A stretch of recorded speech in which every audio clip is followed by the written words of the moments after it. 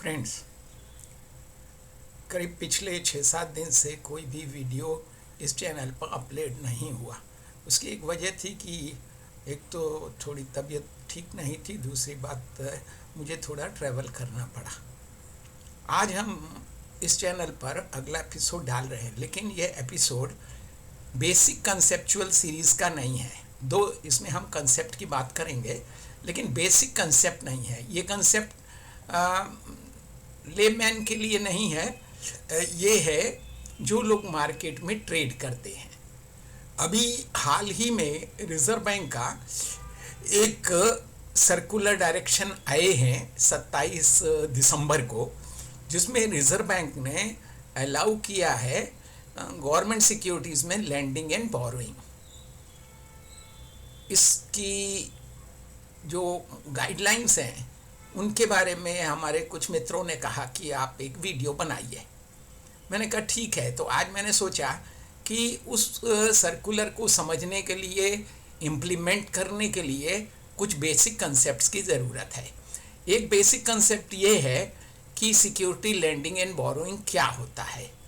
पहले हम इसकी बात कर लेंगे, फिर अगले 1 या 2 वीडियोस में हम उस सर्कुलर का यूज़ कैसे करें अपने इन्वेस्टमेंट पोर्टफोलियो का रिटर्न बढ़ाने के लिए, वो बात करेंगे।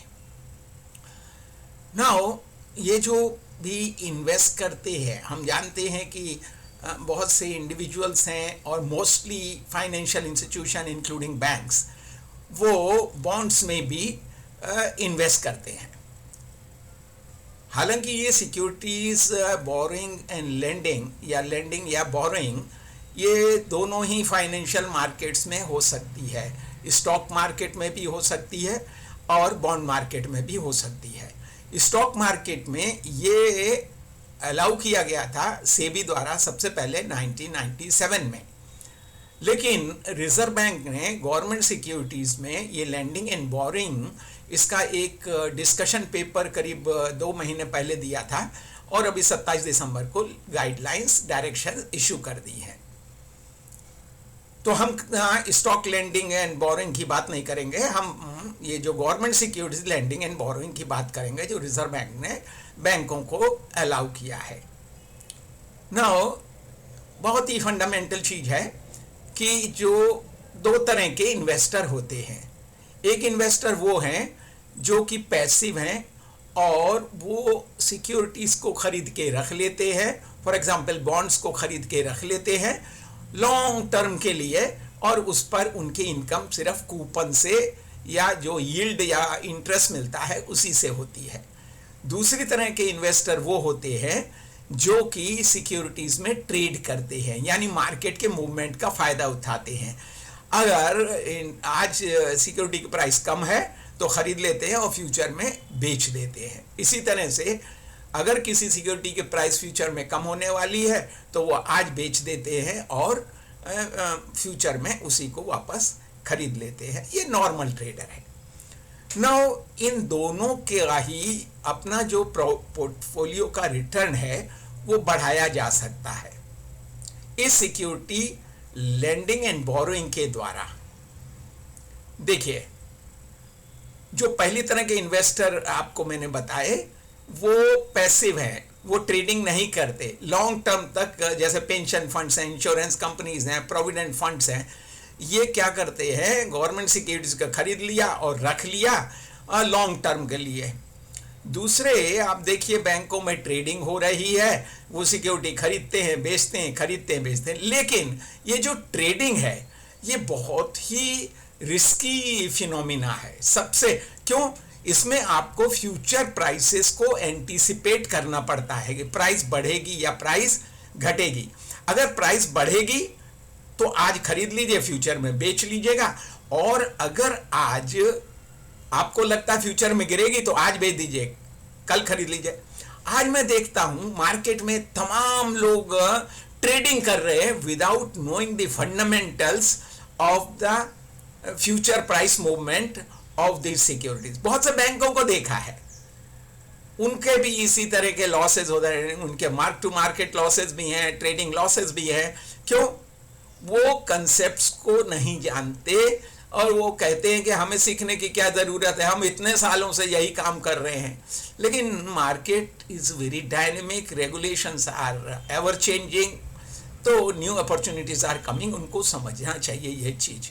एनी हाउ, तो हम बात कर रहे थे कि इनसे दोनों को ही, जो पैसिव इन्वेस्टर है और जो एक्टिव ट्रेडर है, इन दोनों के रिटर्न बढ़ कैसे सकते हैं। एक तो तरीका ये है कि जो वेरी इन्फॉर्म्ड, काफ़ी जिसके कंसेप्ट क्लियर हैं, जो सारे मार्केट्स की स्टडी करता है। ग्लोबलाइज्ड एनवायरनमेंट में खाली आपको लोकल मार्केट्स नहीं, ग्लोबल फैक्टर्स को दिमाग में रखना पड़ता है। फेड क्या कर रहा है, वहाँ पर इन्फ्लेशन क्या है, यूरोपियन मार्केट्स में क्या हो रहा है, ईसीबी क्या करने वाला है, बैंक ऑफ इंग्लैंड क्या करने वाला है, और तमाम नॉन फाइनेंशियल फैक्टर्स भी है जो कि मार्केट्स को इम्पैक्ट करते हैं। तो वो स्टडी कर रहा है। एक तो ये है कि जो कि जुआ खेल रहा है, उसको किसी ने ओवर द मोबाइल बोल दिया ये खरीद लो वो बेच दो। ऐसा मैं देखता हूं कि मोबाइल पे तो आजकल लोग एडवाइस कर रहे हैं कि आप ऑप्शन फ्यूचर में, they are the most riskiest financial instrument, and उनका पर्पज ही है रिस्क को मैनेज करना, हेज करना, मैनेज करना। और मोबाइल पर एडवर्टीजमेंट दिया जा रहा है कि आप फ्यूचर एंड ऑप्शंस में ट्रेड करिए, लोग बर्बाद हो जाते हैं, पता नहीं चलता हमको कितने लोग बर्बाद हुए। तो you must be N informed investor, जिसको सारा डाटा, सारा इंफॉर्मेशन सब मालूम है ग्लोबल लेवल पे, डे टू डे बेसिस पे, मिनट टू मिनट बेसिस पे, और फिर वो पोजीशन लेते हैं। अब मान लीजिए एक इन्वेस्टर है, he is Avid reader, he is knowing everything, और उसने क्या देखा कि भाई, मैं बॉन्ड की ही बात कर रहा हूं, फ्यूचर में इंटरेस्ट रेट बढ़ेंगे। जैसा हुआ 2022-23 में क्या हुआ, इंटरेस्ट रेट मतलब 500 बेसिस पॉइंट भी फेड मतलब यूएस में बढ़ गए।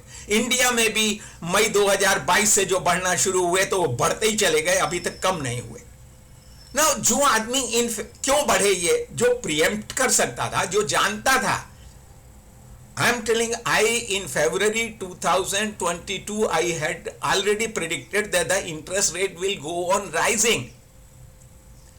लेकिन मैं जिनको एडवाइस करता था, अपने स्टूडेंट्स को बताता था, they didn't understand अपनी पोजीशंस वैसी ही रखे, मार्केट शफल नहीं, अपने पोर्टफोलियो शफल नहीं किया, उनको मार्क टू मार्केट लॉसेस करोड़ों में हो गए। लेकिन मान लीजिए कोई ऐसा एविड इन्वेस्टर है जो जानता है कि फ्यूचर में इंटरेस्ट रेट बढ़ेंगे या घटेंगे। अगर मान लीजिए फ्यूचर में इंटरेस्ट रेट घटेंगे तो क्या होगा, बॉन्ड की प्राइसेस बढ़ेंगी। तब आप एक काम करिए, बाय लो सेल हाई, आज कम दाम पे खरीद लीजिए, फ्यूचर में ज्यादा दाम पे बेच दीजिए। लेकिन ये जो लोगों को मार्क टू मार्केट लॉसेस बहुत हुए, वो इसलिए हुए because they could not anticipate कि फ्यूचर में इंटरेस्ट रेट बढ़ेंगे, इसलिए वो खरीदते चले गए और प्राइसेस गिरती चली गई, मार्क टू मार्केट लॉसेस बढ़ गए उनके। तो अगर कोई बहुत ही एविड इन्वेस्टर है, वो जानता है कि फ्यूचर में इंटरेस्ट रेट बढ़ेंगे, तो वो क्या करेगा, वो एक काम करेगा, सेल हाई बाय लो, क्योंकि जब इंटरेस्ट रेट बढ़ेंगे तो सिक्योरिटी प्राइसेस, बॉन्ड प्राइसेस गिरेंगी, तो आज भैया बेच डालो, और फ्यूचर में जब इंटरेस्ट रेट बढ़ेंगे, प्राइसेस कम होंगी, तब उसी को वापस खरीद लेंगे, तो अपना पैसा बन जाएगा। लेकिन ऐसा इन्वेस्टर, उसके पास वो सिक्योरिटी नहीं है जिस सिक्योरिटी के बारे में वो ये एंटीसिपेट कर रहा है। आप कहेंगे कि वो सारी सिक्योरिटीज जो बॉन्ड है सभी की, जब इंटरेस्ट रेट बढ़ेंगे तो सभी की प्राइसेस जो है वो गिरेंगी, तो कोई भी सिक्योरिटी हो सकती है वो। ऐसा नहीं है। There are certain features on which the prices depend.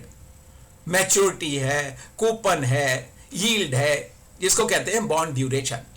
तो जिसको ये मालूम है वो जानता है कि भाई जब प्राइसेस गिरेंगी तो शॉर्ट टर्म सिक्योरिटीज की प्राइसेस कम गिरेंगी, लॉन्ग टर्म मैच्योरिटी की या लॉन्ग ड्यूरेशन की प्राइसेस ज्यादा गिरेंगी। उसके पास वो सिक्योरिटी है नहीं, वो जान रहा है सब कुछ है, लेकिन उसको मालूम है एक लॉन्ग टर्म की सिक्योरिटी है और उसका प्राइस करीब करीब 20% गिर जाएगा, जो आज 100 रुपए की है वो 80 रुपए की हो जाएगी। वो चाहता है कि काश ये सिक्योरिटी मेरे पास होती तो आज मैं 100 पे बेच देता और बाद में इसी को 80 रुपए में खरीद लेता, लेकिन उसके पास वो सिक्योरिटी नहीं है। वो चाहता है कि मैं इसको बेच दूं, लेकिन वो शॉर्ट सेलिंग अलाउड नहीं है जब तक आपके पास। हालांकि अभी रिजर्व बैंक ने शॉर्ट सेलिंग गवर्नमेंट सिक्योरिटीज में अलाउ करी है। 2018 के 25 जुलाई को उन्होंने सर्कुलर इशू किया है जिसमें गाइडलाइन दी है कि बैंक्स शॉर्ट सेलिंग कर सकते हैं। एनी हाउ, तो वो चाहता है कि मेरे पास ये सिक्योरिटी नहीं है और आज मैं बेचना चाहता हूं, उसके पास है नहीं सिक्योरिटी। दूसरी तरफ वो लोग हैं जिनको कोई नॉलेज नहीं है, कुछ पता नहीं है, future movement of interest rate predict नहीं कर सकते, वो सिक्योरिटी लेकर के बैठे हैं, वो वाली सिक्योरिटी जो कि एविड इन्वेस्टर चाह रहा है, इन्फॉर्म्ड इन्वेस्टर उसके पास हो, और जिसके पास है उसके पास अकल नहीं है कि वो उसको किस तरह से पैसा बना सकता है। नाउ ये जो स्मार्ट इन्वेस्टर है वो चाहता है कि वो सिक्योरिटी लॉन्ग टर्म की मेरे पास आ जाए। ये तो एक एग्जांपल दे रहा हूं। तो वो क्या कर रहा है, वो चाहता है तो कहां से आएगी, या तो तुम खरीदो। अरे खरीद के फायदा क्या है, 100 में खरीदें और 100 में बेचें तो कोई फायदा ही नहीं है। तो उसके अलावा क्या तरीके हैं, और 3 तरीके हैं। बैग सिक्योरिटी कोई भीख में नहीं देता, स्टील कोई चोरी से नहीं ला सकते, थर्ड इज ऑफ बोरो। तो वो ये सोचता है काश कि कोई मुझे ये सिक्योरिटी उधार दे दे कुछ दिन के लिए या कुछ महीने के लिए, ताकि आज मैं उसको बेच दूं और कुछ दिन या महीने के बाद जब उसका दाम कम हो जाएगा तो मैं खरीद लूंगा और उसकी सिक्योरिटी वापस कर दूंगा। Now this to solve this problem क्या होता है कि this mechanism works of security lending and borrowing. अब रिजर्व बैंक ने 27 दिसंबर को यह अलाउ कर दिया है कि securities can be lent and securities can be, government securities can be borrowed. जो पैसिव इन्वेस्टर है या जो अनइन्फॉर्म्ड इन्वेस्टर है वो तो सिक्योरिटीज का ह्यूज स्टॉक रख के बैठा है। बोरोवर कहता है कि भाई ये सिक्योरिटी हमको दे दो और हम तुमको 1-2 महीने के बाद या 10-20 दिन के बाद वापस कर देंगे। लेंडर कहता है क्यों दे दूं, मेरा क्या फायदा है। तो वो कहता है कि भाई ठीक है, तुमको जो कूपन मिलता है वो तुम्हारा ही रहेगा। इसके अलावा जब मैं जितने दिन तुम्हारे पास सिक्योरिटी लूंगा और वापस करूंगा उतने दिन का ब्याज तो तुम्हारा है ही है, वो तुम्ही को मिलेगा कूपन। उसके अलावा मैं तुमको कुछ फीस दूंगा और वो फीस दोनों क्या कर लेते हैं, आपस में डिसाइड कर लेते हैं कि भाई इतने दिन के लिए हम इतनी फीस लेंगे। तो बैठे बिठाए देखो तुमको कूपन तो मिला ही मिला, ऊपर से तुम्हारा इनकम बढ़ गया, तुमको फीस के थ्रू उसका फायदा है। और जो बोरोवर है उसका क्या फायदा है, वो क्या करता है, वो सिक्योरिटी अब उसके ने बोरो कर ली, मार्केट में हाई प्राइस पे बेच दी, मान लीजिए 100 में बेच दी और 1 महीने के बाद या 10 दिन के बाद या 2 महीने के बाद 80 रुपए में खरीद ली, उसको 20 रुपए का, उसमें थोड़ी सी उसने फीस दे दी, जिसने सिक्योरिटी लेंड करी थी उसको ह्यूज प्रॉफिट हो गया। तो अगर ये अलाउड हो जाता कि भाई सिक्योरिटी जो लेंडर लेंड कर सकता है अगेंस्ट द फीस और बोरोवर उसको बोरो कर सकता है against the payment of that fees, तो दोनों का ही फायदा हो जाता।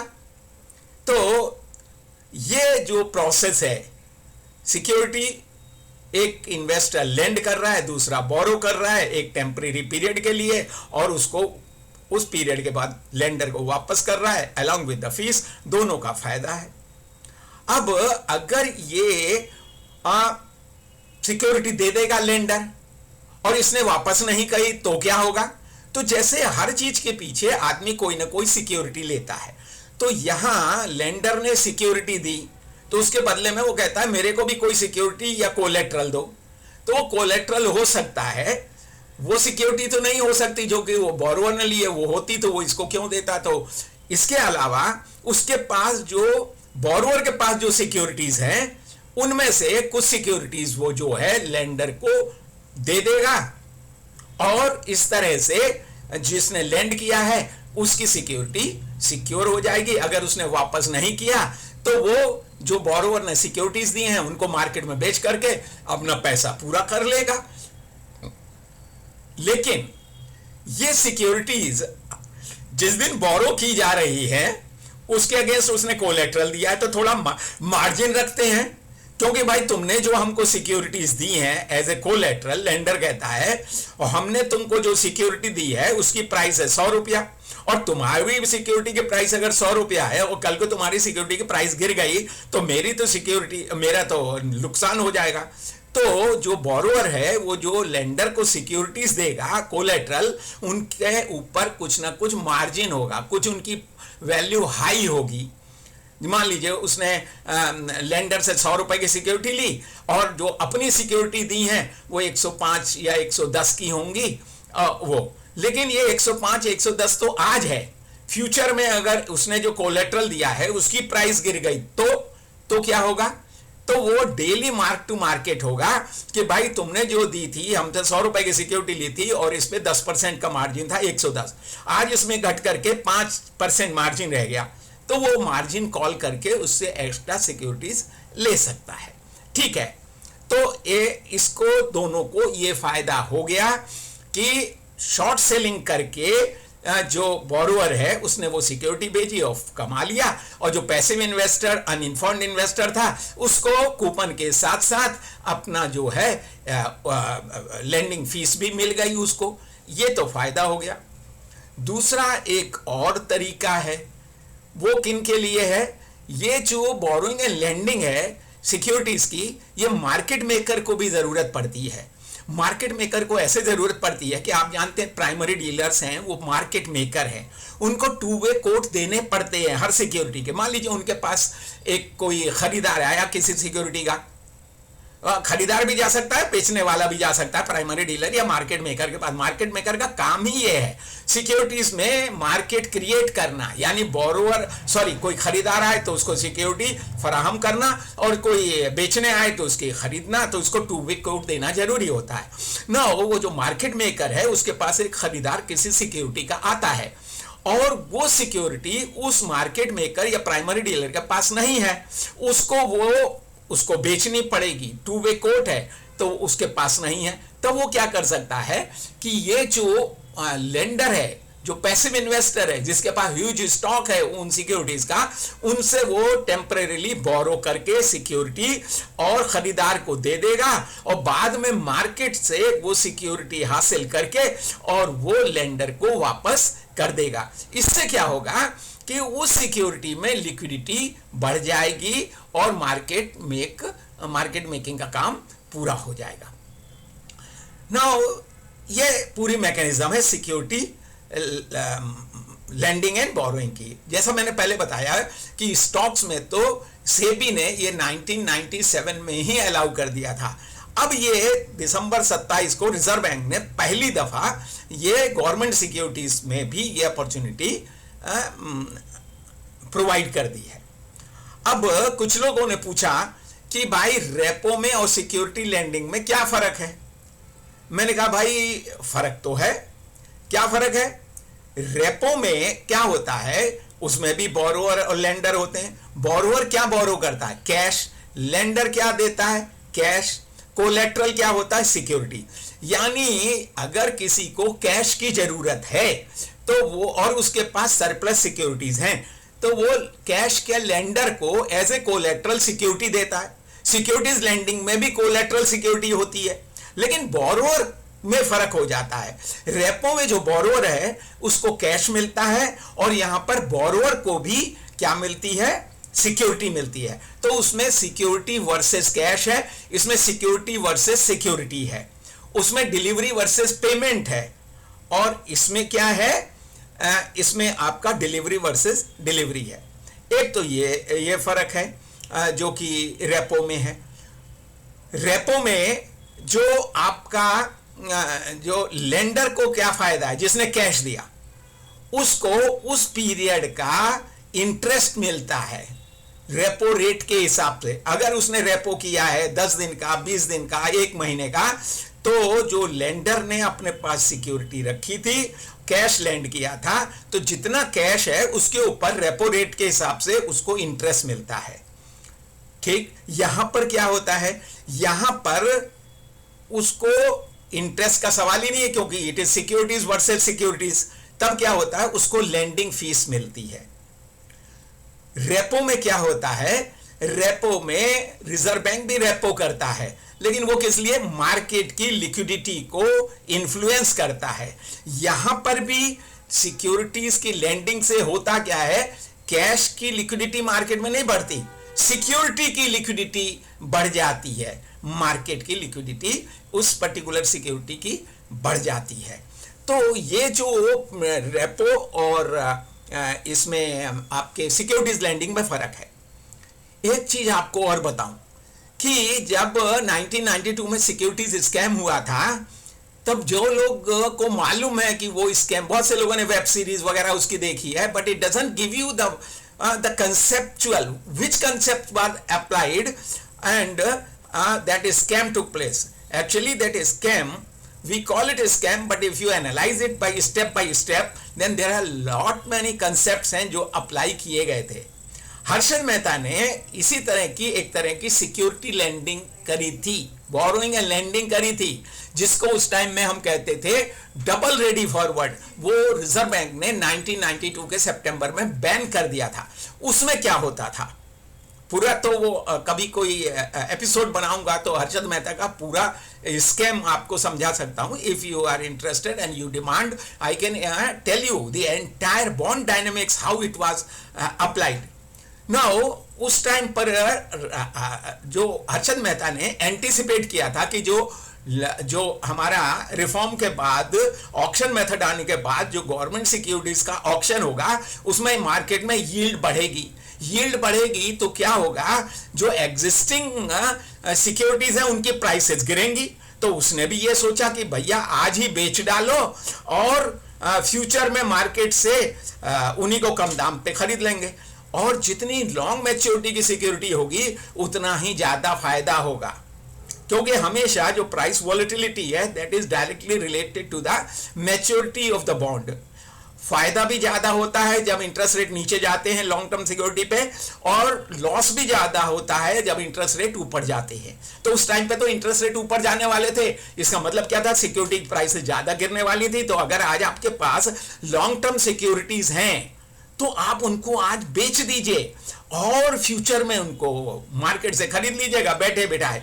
लेकिन वो इन्वेस्टर जिनके पास लॉन्ग टर्म की नहीं थी, उन्होंने कहा किसी तरह से हमको, उनके पास थी शॉर्ट टर्म की सिक्योरिटी, तो उन्होंने क्या किया कि अगर हमारे पास लॉन्ग टर्म की सिक्योरिटी होगी जो आज 100 में बिकेगी और फ्यूचर में 80 की होगी, हमारी अपनी सिक्योरिटी अगर आज बेचें तो मान लो 100 में बिकेगी और फ्यूचर में उसकी प्राइस गिर करके 98 हो जाएगी, तो 2 ही रुपए का फायदा, वो हम 20 रुपए का फायदा है, लेकिन अपने पास तो लॉन्ग टर्म की सिक्योरिटी नहीं है। तो उन्होंने डबल रेडी फॉरवर्ड किया था, वह सिक्योरिटी लैंडिंग की थी। उन्होंने अपने शॉर्ट टर्म की सिक्योरिटी जो थी वो दूसरे बैंक को दे दी और उनसे लॉन्ग टर्म की सिक्योरिटी लेकर के मार्केट में बेच करके और फ्यूचर में उसी को कम दाम पर खरीद करके और जिससे खरीदी थी उसको बेच दिया।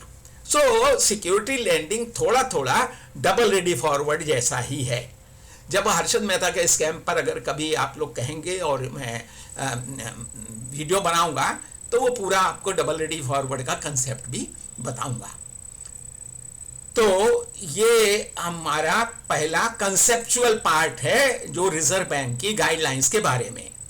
फ्यूचर में हम दो वीडियो बनाएंगे। एक होगा कि रिजर्व बैंक क्या गाइडलाइन क्या कहती है, इसका टेनर क्या होगा, एलिजिबल सिक्योरिटीज क्या होंगी, कोलेट्रल क्या होगा, ये बनाएंगे। और उसके बाद हम बात करेंगे कैलकुलेशंस की जो और थोड़ा मैथमेटिकल होगा। तो another 2 parts of this series और this particular video will be produced and वो आप उसका वेट करेंगे। और मैं आपसे फिर एक बार रिक्वेस्ट करता हूं कि आप मेरे इसको चैनल को अगर सब्सक्राइब करेंगे, लाइक करेंगे और अपनी सजेशंस कमेंट में देंगे तो आई विल गेट एनकरेज्ड और मैं शायद आपको और बेटर तरीके से मोटिवेट हो करके सर्व कर सकूंगा। Thank you so much.